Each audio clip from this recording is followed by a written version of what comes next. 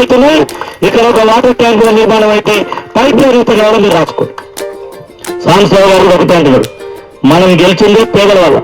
వాళ్లకు పని చేయటానికి మేము రెడీగా ఉన్నా, చేపించుకోవడానికి వాళ్ళు రెడీగా ఉన్నామని ఇవాళ చెప్పడానికి ముందుకు వచ్చినాం.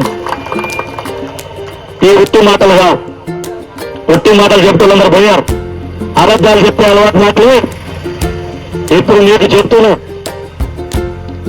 రేపు కానీ ఎల్లుండి కానీ మీరు రెడీగా ఉన్నప్పుడు మనకు నిధులు మంజూరయ్యాయి.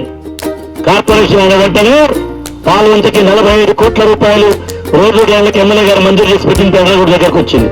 మంజూరు ఇష్టమైంది. రేపే ఏది మన పార్టీ స్థానిక నాయకత్వం మీకు తీసుకొచ్చి అప్ప చెప్తారు.